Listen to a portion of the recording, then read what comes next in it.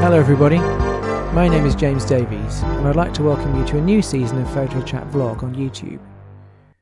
Now right back at the start of the idea for Photo Chat Vlog, I just wanted to chat about the photographs I've been taking. Things have got a bit complicated as the show has developed, so I thought I'd kick off Season 3 with something simple and easy. With that in mind, here are 3 photographs taken last year, using the same camera, with the same film, in the same place. So we're back with the Canon EOS 500N, using Kodak Ektar 100 colour film, and these pictures were taken in a town called Whitehouse in Tennessee on August the 21st, 2017. In case you weren't aware, that was the date that there was a total eclipse of the sun visible across the USA, and both my brothers and their families and I took a big road trip from Ohio down to Tennessee to witness this. Now these pictures are taken in sequence, so let's start with this cloudy one. Now I don't know if any of you have ever witnessed a solar eclipse before, but basically the Earth and the Moon and the Sun are all lined up in just the right way, so that the Moon passes in front of the Sun during the daytime and blocks it out for a few moments as it passes by. When you can witness this with the naked eye, it's an incredible thing. The actual moment that the Moon covers the Sun is called totality, but things start to get interesting a good while before that. Now, this wasn't my first eclipse.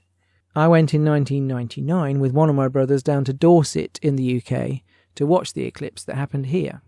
But sadly, we had cloudy weather that day. So we experienced the eclipse because the sun was blocked out by the moon, and so everything went dark and the shadow raced across the sky and the ground. But we missed out on seeing the moon pass in front of the sun because of clouds being in the way. So most of that UK trip in 1999 looked like this, only with more white cloud everywhere, and just 1 or 2 glimpses of the sun disk. So this reminds me a little bit of that trip. So this photograph is interesting, because I didn't have a lot of choice when I was taking it. It's really difficult to point a camera high into the midday sky, directly at the sun, and frame the shot, even with a tripod, and wearing protective eclipse glasses. Amongst other things, the Earth is turning all the time, so the sun keeps moving around in the shot. But the main thing is the sheer brightness of the midday sun. Now it does not get significantly dark until about 5 minutes before totality, even when you can see the moon passing well in front of the sun. So I'm happy with how this picture turned out, because I know that it was a bit of a roll of the dice when I was trying to set up the camera, and I was trying to enjoy the moment and hang out with my family. But I think what's also interesting is how the sky around the clouds looks nearly black. Now it really wasn't at the time. It was still a very bright day, and the sun was directly behind these clouds in August in the south of the USA. And I'm wondering if it's the super bright sun passing through these clouds which knocks out the ordinarily blue sky and has done something to the exposure during the scanning of the film. The sky really is such a deep denim blue in this image. It's very odd, and I can't figure it out. But it is interesting to note here, in the almost abstract rendering of the clouds, how there are so many similarities amongst natural phenomena that are out there in the world. So clouds, as we know, are water vapour high up in the atmosphere. But you can see in this image how they also resemble cotton wool, or smoke, or perhaps something living in the ocean. I think it's quite wonderful that we can take a snapshot of something that is faithful to the original moment, and yet which fires our imagination to look for other things, and other shapes and meaning in its composition. There's really a lot to look at in this image. Now, the next picture is very experimental, and I'm going to say that I don't think it's very good. What was happening here was that the camera was pointing up at the sky, and I had the self-timer set up on it to avoid any camera shake, and let the camera work out its own exposure. Now, the dark green in this image was caused by me placing some welding glass on the lens. Now, welding glass is a filter that's in the mask worn by a welder, somebody who joins metal together. Welders have to wear a mask, not only because of the danger of sparks of metal hitting them, but because the process produces really intense bright light, and they need this filter to protect their eyesight. So the green welding glass I used on this image was originally for that purpose, and I didn't realise quite how contrasty it would make things. It is such, therefore, that the sky is completely dark green. It's so dark green that it is more or less black. And then there's the green ball, that is the sun. Now, just visible at the top right of the sun is the edge of the moon, which is actually quite cute, and we might not have seen that without the welding glass. You can also see these crescent reflections, which is something to do with the light passing through the welding glass and bouncing backwards and forwards. The welding glass was designed to protect somebody's eyesight, but it isn't a premium optical filter, and it probably isn't coated with anything to reduce glare and reflections like the elements in a camera lens are. But one positive about the reflections is that you can see how close in time we were to the moment of totality. These crescent shapes were also visible in the shadows on the ground, such as when you're under a tree, and this is similar to what you could see through the protective eclipse glasses. But because of the welding glass, this image looks dark, but the sun was still bright, and you had to wear the eye protection at this moment to protect your eyes. But I do remember that it was beginning to get dark, with so much of the sun being obscured. Now, the sky never went totally dark, but the light was noticeably dimmer, and with our body clocks knowing it was midday, it was a very strange experience. And the planet knew that the light was getting dim as well, because things like insects were starting to chirp, and you could start to see stars. And there were other things like street lights were going on, and our hotel neon sign came on as well. Now, as totality approached, there was a strange phenomenon like a 360-degree sunset. Now, that actually wasn't what was happening, because the sun was up in the sky. But all around in every direction it looked like it does on a summer's evening when the sun is going down, with the dark sky above and horizontal bands of light glowing across the horizon. Now, this is as much a part of a solar eclipse as the moment of totality is, and you should watch out for it if you ever witness one.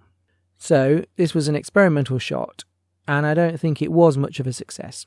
The sky is too dark, the sun is too green, and those reflections are not as interesting as they could be. But not everything is about perfection, and we can always learn from mistakes. And there's also that little bump in the top right-hand corner of the sun, that little moon corona, and I think that salvages this image and makes it worth sharing with you. So in the final image, we have an actual moment from totality when the moon had covered the sun completely.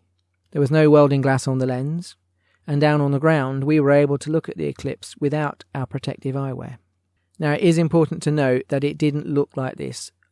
On the day, the moon was actually much bigger in real life, and the corona, that's the remainder of the sun that peeks out from behind the moon, it was much thinner, and it's more delicate than you can see here. Now, there were dedicated photographers there on the day who were intent on capturing the eclipse as is. And they had huge lenses which could zoom right into the sun, and they probably had stacks of neutral density filters fitted to them as well. Now, of course, the sun is around 93 million miles away, and all I had got was my Canon EOS, set to automatic with its self-timer, the standard 28 to 80mm zoom lens, and this 100 ASA Ektar film. So what you see here is the camera doing its best at what is an extraordinary moment. I don't know if you've witnessed standing under a solar eclipse on a clear day, but it is seriously otherworldly. If you have the chance to witness one, you must make the effort to see it. I remember the moment of totality happening, and it was just jaw-dropping and unreal and totally wow-inducing. So whilst this image may not be a fully accurate depiction of how delicate and otherworldly actually it was, it does record the moon passing in front of the sun. And of course you've got this beautiful deep denim blue sky where you could actually see stars as well as the eclipse. So I'm actually happy with this image. I had set out to experiment with capturing the eclipse whilst trying to enjoy the moment with my family. And I got this one image which doesn't look like anything else on a normal day on Earth. If I wasn't explaining this image to you, what do you think we would be seeing? An experiment in a laboratory? A bullet hole? Some sort of digital art? Now, I said it in the Diana Day video in Season 2, Episode 10, but I think it needs saying again here. I think this is analog photography doing what it does best. There is deep-fried photon squidge going on here, with uneven colour and inconsistent shapes. And best of all, it reminds me of a spectacular day.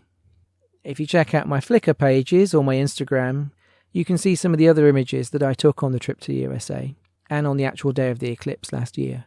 I also had a Canon 90U2 SureShot compact camera, which I used black and white Ilford XP2 film in, and I had a Vivitar ultra wide and slim with some expired Kodak Portra film in it as well. There were some memorable moments on that trip, and the stats on Flickr and Instagram suggest people have liked seeing those photos, so do please check them out. So thanks for joining me at the start of Season 3 of Photo Chat Vlog, and I hope you'll come back for the next videos when they arrive online. I'm really happy to say we made it to more than 50 subscribers at the end of Season 2, and of course new subscribers are always welcome, and likes are always lovely. So if you're new to the channel, please check out some of the other videos, and if you like my photos, the URL on the screen right now will take you to a page that links to all of my online media.